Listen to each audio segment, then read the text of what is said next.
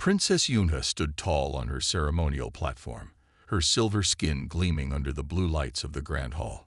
Today was important. The humans had finally agreed to peace talks after 3 cycles of border disputes. As High Princess of the Centaurian Empire, Yunha represented 12 star systems and billions of her kind. The human delegation approaches, Your Highness, whispered Minju, her chief advisor. Yunha's 4 hearts quickened their pace, though she kept her face blank as she had been trained since hatching. Humans were new to space travel, having achieved faster-than-light capabilities only 30 years ago. But in that short time, they had gained a fearsome reputation. The massive doors swung open. Yunha expected a formal procession with flags and music, as was proper for diplomatic meetings.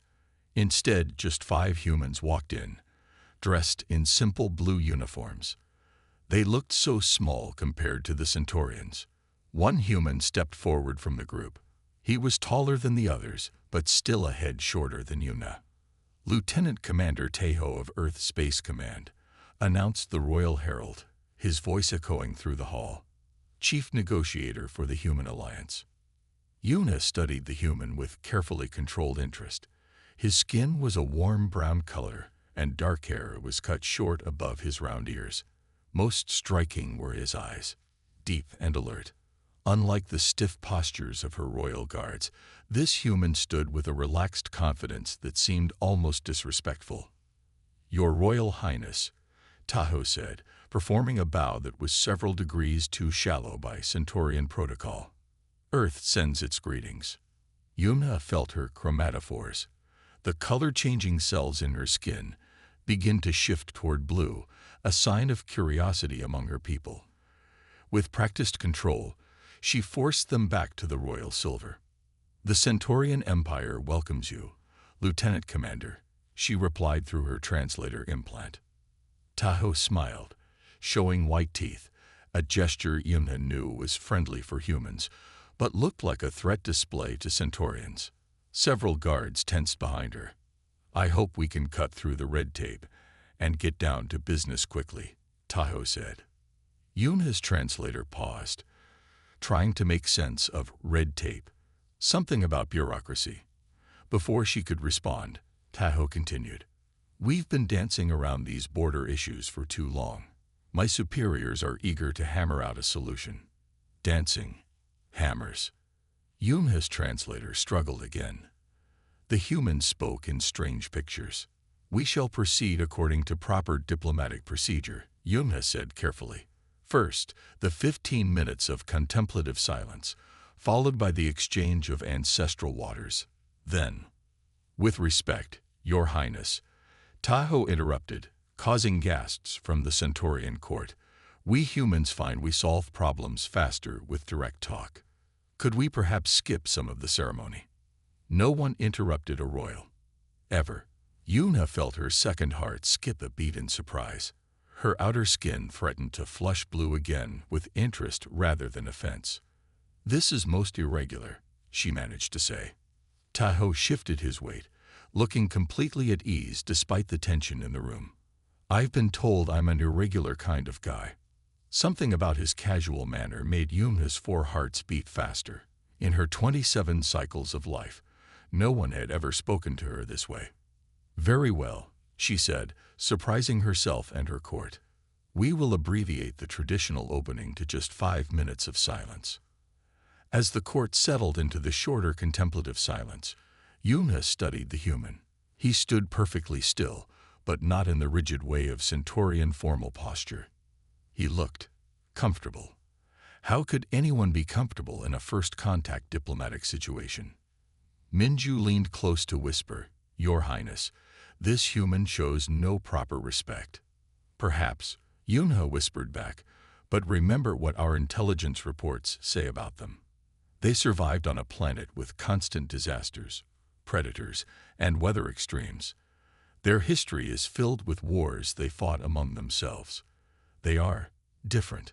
When the 5 minutes ended, Tahoe spoke again. Now that we've had our quiet time, let's talk borders. We propose a neutral zone 3 light-years wide along the current boundary. Neither side builds military installations, but trade and civilian travel remain open. Direct and simple. No flowery language or ritual phrases. Yunha found it both shocking and refreshing. Your proposal lacks details on enforcement and dispute resolution, she replied. Tahoe nodded. Fair point. We can build those out together. A strange feeling grew in Yunha's chest. Was this how diplomacy worked for humans? Wonder they had expanded so quickly among the stars. As the discussions continued, Yunha noticed more strange human phrases. Tahoe spoke of hitting the nail on the head when she made a good point, and beating around the bush when her advisors took too long to answer.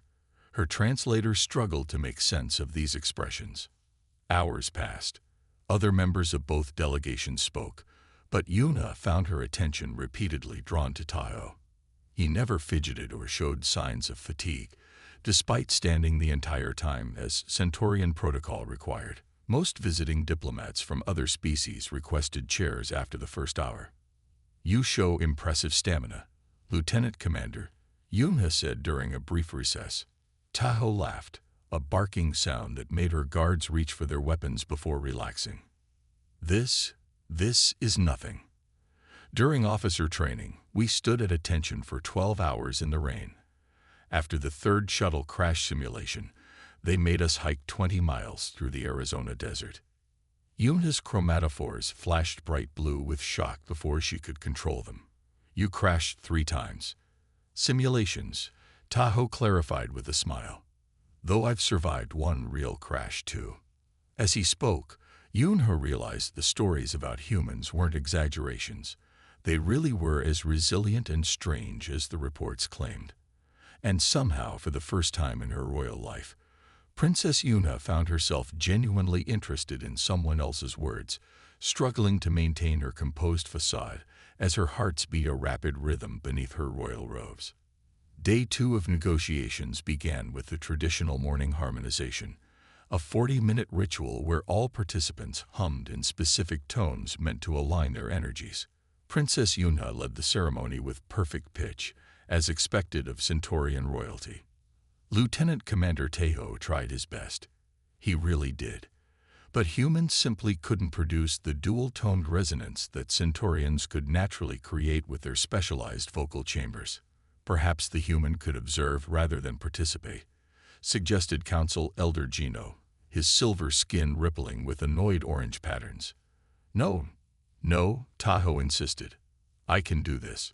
His next attempt produced a sound so discordant that 2 junior diplomats visibly flinched, their chromatophores flashing distress patterns. Yunha watched with a mixture of horror and fascination. The human's determination was admirable, if misguided. When Tahoe finally produced something close to the right tone by cupping his hands around his mouth in a strange manner, she actually felt a surge of pride on his behalf. Not bad, she said when the ceremony concluded, for someone with such primitive vocal structures. Tahoe's eyes widened. Primitive. One of his human aides whispered something in his ear, and his expression softened. Cultural differences, he muttered. Right. They moved to the negotiation chamber, a perfect circle with seating arranged by stellar quadrant. The humans were assigned the newest section, as befitted their recent arrival to the Galactic community. Before we begin, announced Royal Minister Doan, we must observe 15 minutes of silent contemplation to prepare our minds. Tahoe glanced at his timepiece. Again? We did this yesterday. Every session begins this way. Yunha explained patiently. It has been our tradition for 20,000 years. 20,000 years. Tahoe whistled low. Humans were still figuring out farming back then. Several Centaurians shifted uncomfortably at this casual reference to the human's recent evolutionary development. As the silence began, Yunha noticed Tahoe's growing restlessness. At first, he sat perfectly still, but soon his foot began tapping silently against the floor. Then his fingers started drumming on his knee. By minute 10, he was clearly struggling. When Tahoe let out a small laugh, breaking the sacred silence, Yunha nearly gasped. Every Centaurian in the room turned to stare at him. "Sorry," he whispered. "I just remembered something funny." Yuna felt her chromatophores threatening to shift to embarrassed purple. She forced them back to royal silver through sheer will. "The 15 minutes will restart," Minister Doan announced coldly. Taiho's face fell. "You can't be serious." "Centaurians are always serious about tradition," Yuna said quietly. His human aides looked ready to sink through the floor. Yuna noticed that Taiho's casual approach to protocol was causing tension even among his own team. When the silence finally concluded properly, the actual negotiations began. Here, too, cultural differences became immediately apparent. "Let's lay all our cards on the table," Taho said, leaning forward. "We need access to the Procyon trade routes. You want our gravity manipulation technology. I'm authorized to make that trade today." Yunha blinked all 4 of her eyelids in shock. "Lieutenant Commander, such directness is efficient," he suggested. "Offensive," she corrected.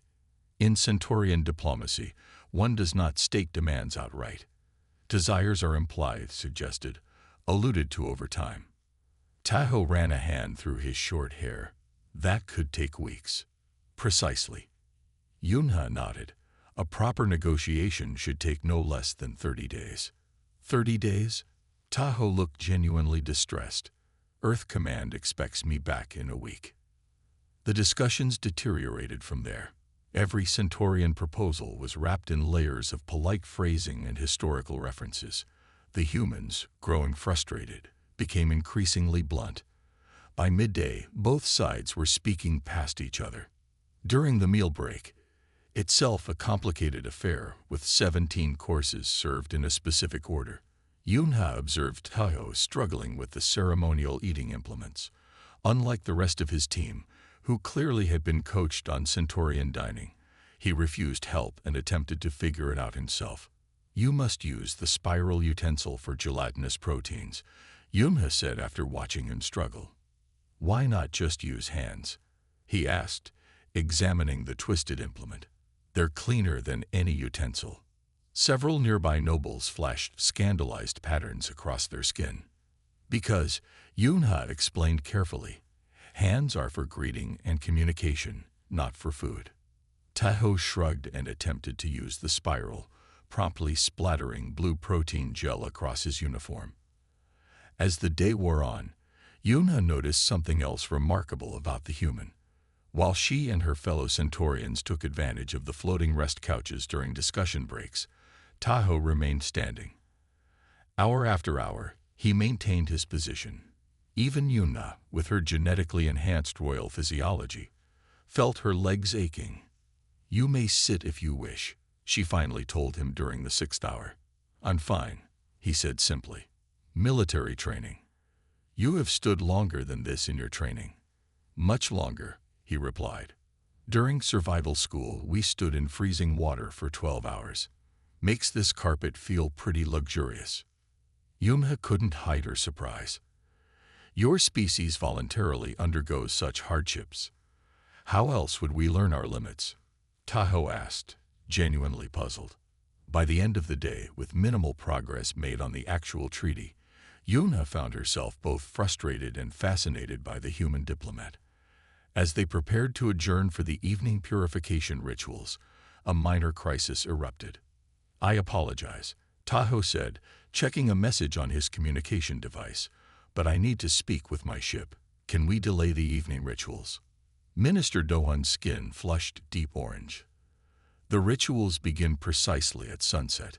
They cannot be delayed." "Even for urgent communications?" Tahoe asked. "Nothing is more urgent than proper spiritual alignment," Dohan insisted. Tahoe laughed, a short, sharp sound. "That's the 3rd time today protocol has taken precedence over practicality. No wonder these negotiations are moving slower than a crash-landed shuttle." The casual reference made Yuna curious despite the tense situation. "You mentioned surviving crashes before. How many have you experienced?" 3 serious ones," Tahoe said, his attention momentarily diverted from the conflict. "Training shuttle on Mars, cargo hauler in the asteroid belt, and emergency landing on Titan. The Titan one was the worst, had to wait 3 days for rescue in minus 180-degree conditions. Yuna stared at him. Centaurians could survive perhaps an hour in such temperatures. And you lived?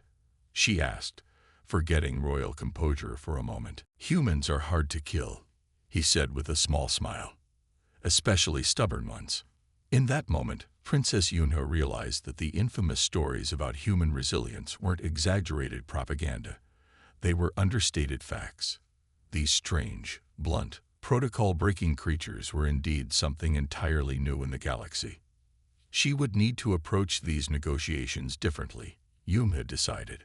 Very differently. The third day of negotiations began with slightly less tension. Princess Yuna had modified some of the traditional protocols, shortening the morning harmonization to just 15 minutes. Lieutenant Commander Tayo seemed grateful for this small concession and had arrived with data tablets containing new proposal outlines.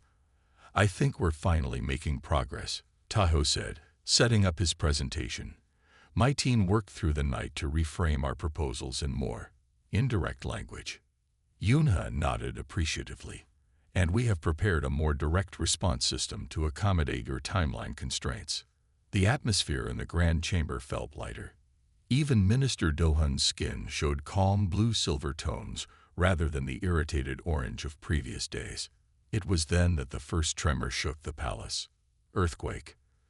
Taho asked, steadying himself against the table. Yuna's 4 eyes widened, her skin instantly paling to a defensive white. We don't have earthquakes on this moon.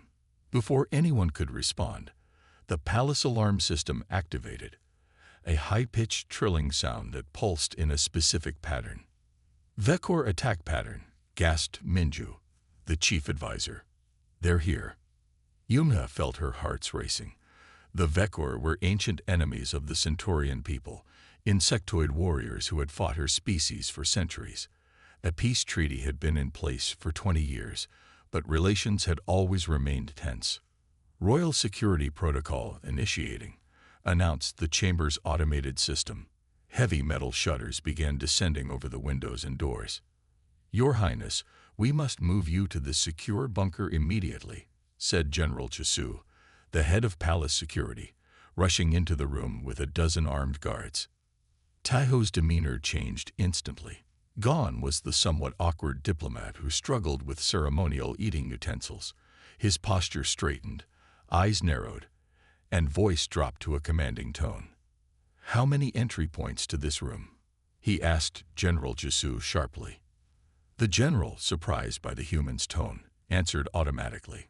3 main doors, 2 service entrances, and the royal emergency exit. Taho nodded, pulling up a palace schematic on his data tablet. Where are they attacking from? Northern quadrant, but they're moving fast, Jisu replied. We need to move the princess now. No, Taho's voice was firm. That's what they'll expect. Everyone moving to secure locations through predictable routes. He turned to Yuna. Your Highness, do you trust me? Before she could answer, another explosion rocked the palace. Closer this time. The lights flickered. The Vekor have breached level 2, shouted a guard over the communication system. Yuna made her decision quickly. What do you suggest? Lieutenant Commander. General, split your forces, Taho ordered. Send a decoy group to the royal bunker through the main route. Meanwhile, we'll take the princess through. He studied the schematic quickly. This service tunnel that connects to the kitchens. That's against all security protocols, Jisu protested. Exactly, Taho said. The Vekor will know your protocols too. Another explosion, even closer. The decision point had arrived. Do as he says, Yuna commanded. As the guards prepared to split up, Taho reached down to his boot and pulled out a small matte black object that expanded into a compact weapon. You brought a weapon to peace negotiations. Minister Dohan asked, horrified.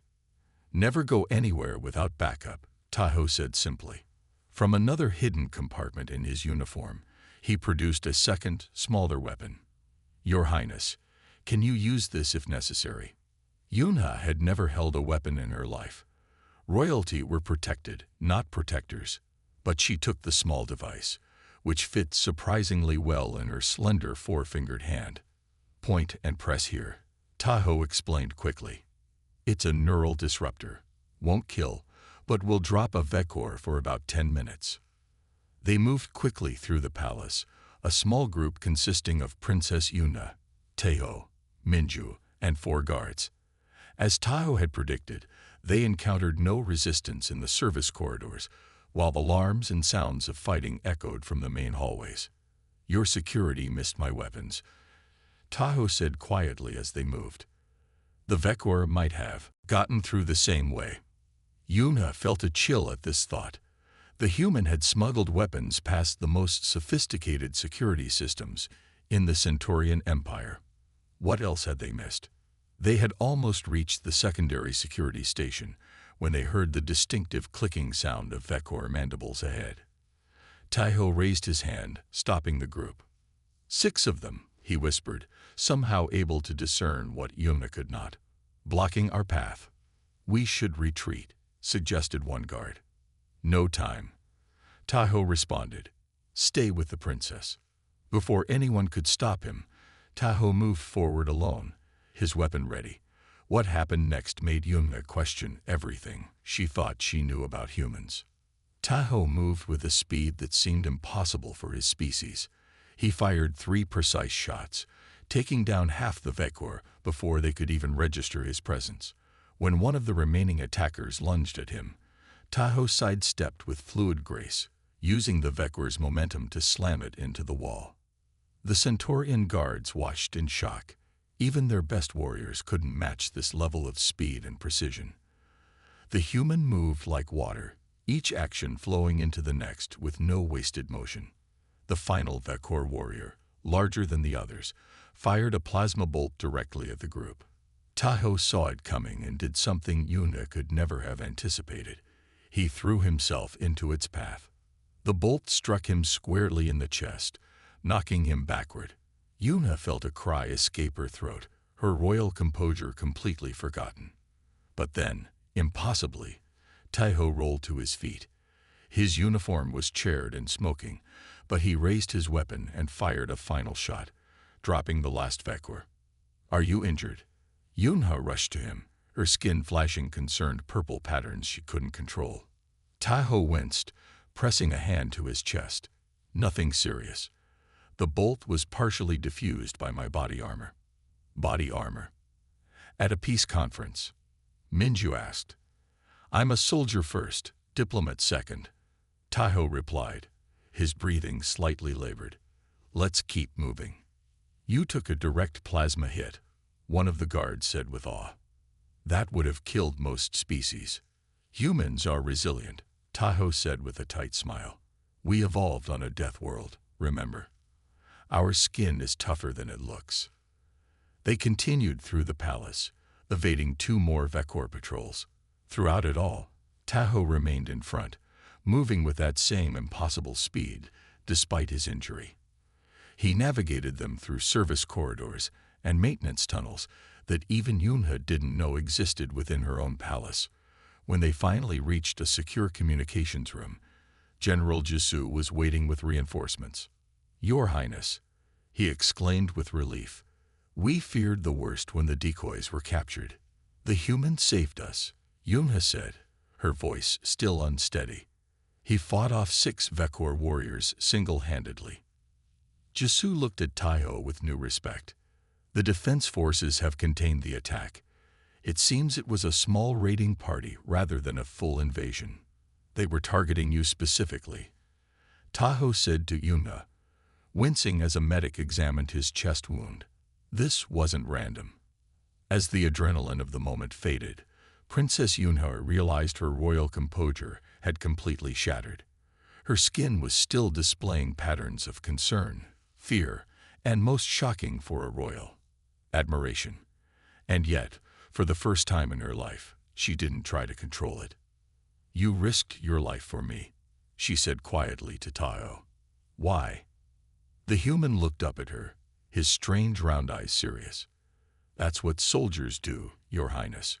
We protect. In that moment, Yunha understood that humans were not just physically resilient. They possessed a different kind of strength altogether. And perhaps the Centaurian Empire had much to learn from these newcomers to the galactic stage. After the Vekor attack, palace security insisted on moving Princess Yuna to the deepest emergency bunker. Lieutenant Commander Taiho, still being treated for his plasma burn, refused to be separated from the diplomatic mission. "I'm coming with you," he told Yuna as medical drones sealed the wound on his chest. "Your injury," she began, "is minor," he finished. "Besides, we still have negotiations to complete." General Jusu shook his head. "Negotiations are suspended. The princess must remain in the secure bunker for at least 12 hours while we sweep the palace for any remaining Vekor." And so Princess Yuna found herself descending into the ancient royal bunker, built centuries ago deep beneath the palace foundations. A small group accompanied her, 2 guards, her advisor Minju, and the injured but insistent human diplomat. The bunker was austere by royal standards, a reinforced chamber with basic amenities, emergency supplies, and a communication system connected to the palace security network. As the heavy doors sealed behind them, Yuna felt the subtle change in air pressure. "Communications established," said one of the guards after checking the systems. "Life support functioning at optimal levels." Yuna tried to settle herself on the simple seating platform, maintaining proper royal posture despite the undignified surroundings. Taiho, meanwhile, immediately began exploring the chamber, examining the walls and equipment with curious eyes. "Impressive construction," he commented. "How old is this place?" "The Royal Emergency Bunker was constructed 842 years ago," Minju answered stiffly. "It has never been needed until today." Taiho nodded appreciatively. "On Earth, we have bunkers too, but none this old still function. We tend to rebuild everything every few decades." The first hour passed in uncomfortable silence. Yunha maintained her composed facade, though sitting perfectly still for extended periods was becoming increasingly difficult.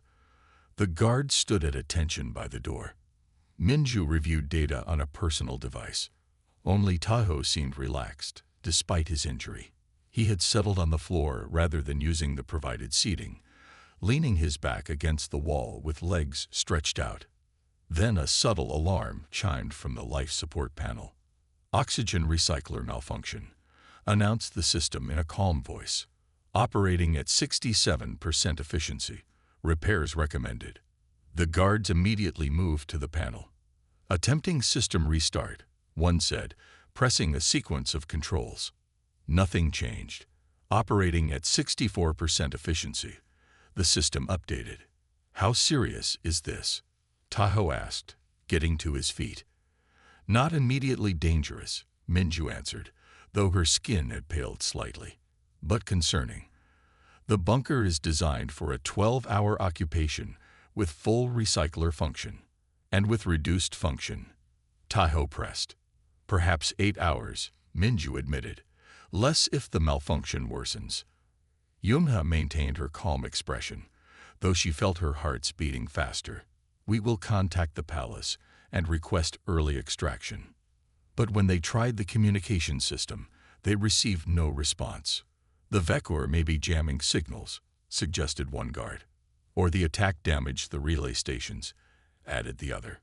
A heavy silence fell over the group as the implications became clear. They were trapped underground with failing life support and no way to call for help. Yunha watched as her guards and Minju tried repeatedly to establish communications, their movements becoming increasingly urgent. Only Taiho remained calm, studying the oxygen recycler panel with focused attention.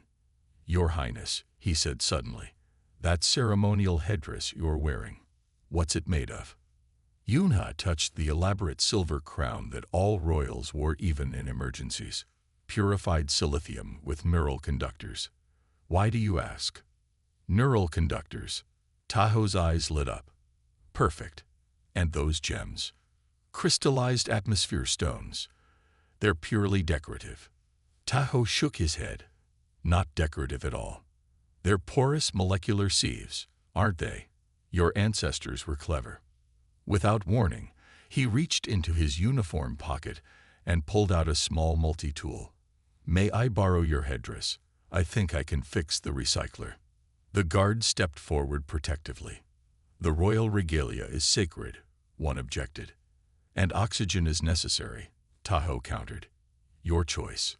Yunha made her decision quickly. She removed the ancient headdress and handed it to the human. What do you intend to do? Improvise. Tahoe answered with a smile that somehow made Yunha's 4 hearts skip in unison. What followed was a fascinating display of human adaptability. Tahoe carefully disassembled parts of the headdress, extracting the atmosphere stones and neural conductors. From his own equipment, he contributed components from his communicator and even the power cell from his neural disruptor weapon. You're destroying your own equipment, Yunha observed as he worked. Equipment can be replaced, Tahoe said simply. People can't. Within an hour, he had constructed a crude but functional auxiliary filter. When attached to the recycler system, the life support immediately improved. Operating at 89% efficiency, announced the system. The guards and Minju stared at Tahoe with new respect. How did you know how to do that? Yunha asked. Survival training, Tahoe explained, wiping dirt from his hands. Humans prepare for everything because anything can go wrong. One of my instructors made us build air filters using only items found in a standard diplomatic pouch. Your species trains diplomats to be engineers, Minju asked incredulously. We train everyone to survive, Tahoe corrected, especially those who travel off-world. With the immediate crisis resolved, the atmosphere in the bunker relaxed somewhat. Hours stretched ahead of them, and the usual formal silence began to feel oppressive. Do Centaurians have any games to pass the time? Tahoe asked eventually. Games are for children and recreational periods, Minju replied. This is an emergency situation. Exactly why we need something to keep our minds active, Tahoe countered. He reached into a pocket and pulled out a small case. Anyone interested in learning poker? To everyone's surprise, Yunha spoke up. I would like to learn this human game. Soon, Tahoe was teaching the princess and reluctantly, the others, the basics of poker using a deck of playing cards he carried for diplomatic downtime. As he explained, the Centaurians struggled with the concept of bluffing. Their color-changing skin made hiding emotions nearly impossible. That's why you make terrible spies. Tahoe laughed as Yunha's skin betrayed her excitement over a good hand. As they played, Tahoe shared stories about Earth that sounded like fantastic fiction to Centaurian ears. He described oceans deep enough to swallow mountains, deserts that burned by day and froze by night, and storms that could flatten entire cities. And humans live in these conditions? Yunha asked, fascinated. We thrive in them, Tahoe corrected. Humans are drawn to challenges. We climb mountains because they're there, explore oceans because they're deep, and venture into space because it's unknown. Your people sound reckless, commented one guard. Determined, Tahoe corrected. When something seems impossible, that's when humans become most interested. As hours passed in the bunker, something unexpected happened. Princess Yuna felt her rigid royal training slowly giving way to genuine curiosity. She found herself asking Tahoe questions about Earth, about human customs, about his own life. Is it true humans pair bond for life? She asked during their 4th game of poker. Some do, some don't, Tahoe answered. We're not exactly uniform in our customs. Different cultures have different practices. That seems chaotic, Yunha observed. We prefer to think of it as diverse, Tahoe smiled. What about Centaurian royalty? How do you choose partners? Under normal circumstances, such a personal question to royalty would be unthinkable. But surrounded by failing systems in a bunker deep underground, normal protocol seemed less important. Genetic compatibility is calculated, Yunha explained. Royal lineages must maintain certain traits. Sounds romantic, Tahoe teased gently. To everyone's shock, Yumha laughed, a musical sound rarely heard from royalty. It is not meant to be romantic. It is duty. All duty and no joy makes for a dull life, Tahoe said softly. In that moment, looking into the human's strange round eyes, Yuna felt something she had never experienced before, a connection that transcended species and rank. This resilient, resourceful creature from a distant world had saved her life twice in one day, and now was making her question traditions that had stood unchallenged for millennia. When rescue finally came, 10 hours later, the palace security team found something they never expected. Their princess, her advisor, and 2 royal guards playing cards with a human, all laughing together as if they were old friends. The royal palace hummed with activity as repairs from the Vekor attack continued. 3 days had passed since Princess Yuna and Lieutenant Commander Tahoe had been rescued from the emergency bunker. The attack had delayed the negotiations, but strangely, it had also transformed them. Princess Yuna sat in her private chamber, reviewing the new treaty draft. Her skin, normally maintained in perfect royal silver, occasionally flickered with thoughtful blue patterns that she no longer tried so hard to suppress. "Your Highness," Minju said, entering with a formal bow. "The human delegation has arrived for the final session." Yunha nodded, and the ancestral council members, all present in the sacred chamber. They are concerned about the treaty terms. Of course they were, Yuma thought. The treaty she had drafted with Tahoe's input granted humans unprecedented access to Centaurian space. It proposed joint defense initiatives, cultural exchange programs, and technological collaboration. "The terms are fair," Yuma said simply, "and necessary." As she walked toward the sacred chamber, Yunha noticed palace staff repairing damage from the attack. Many bowed deeply as she passed, but she saw something new in their eyes, respect beyond the usual awe reserved for royalty. Word had spread quickly about how she had survived the attack, and about the human who had protected her. The sacred chamber doors opened. Inside, 24 ancestral council members sat in their traditional circular arrangement. Their ages ranged from 100 to nearly 400 years old, their skin patterns showing the complex hues that came with advanced age. Tahoe and his delegation waited near the entrance. Despite the solemnity of the occasion, Tahoe smiled when he saw her. Yuna felt her heart quicken at the simple human gesture that once had seemed so strange. "The final treaty session is now convened," announced Elder Junho, the most senior council member. "Princess Yunha will present the proposed terms." Yunha took her place at the speaking podium. For 20 minutes, she outlined the treaty in the traditional formal language, covering each point with precise detail. The council listened in silence, their faces unreadable. When she finished, Elder Junho spoke. "These terms give humans extraordinary privileges within our empire. What justifies such generosity to newcomers?" Before Yunha could respond, Tahoe stepped forward. "If I may address the council." A murmur ran through the room. No foreign diplomat had ever directly addressed the ancestral council without invitation. "The human may speak," Yunha said firmly, before any objections could be raised. Tahoe bowed respectfully, then stood straight. "Honored ancestors of the Centaurian people, I understand your concerns. Humans are new to your galaxy. Our ways seem strange. Our directness can appear rude.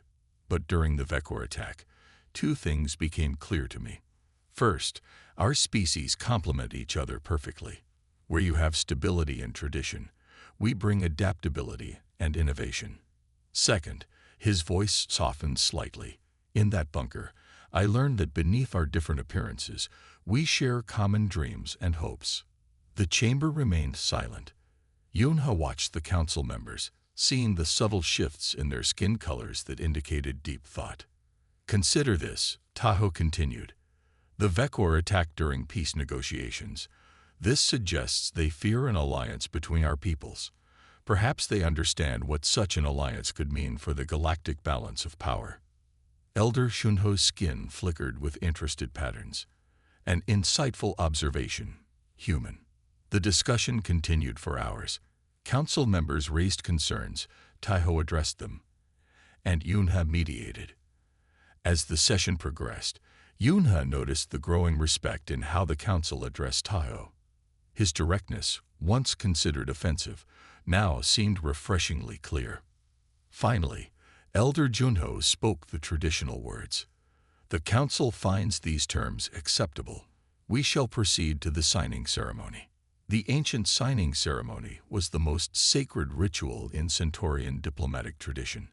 It took place on a raised platform in the center of the chamber, beneath crystal windows that allowed the light of the 3 moons to shine down. Silence was mandatory.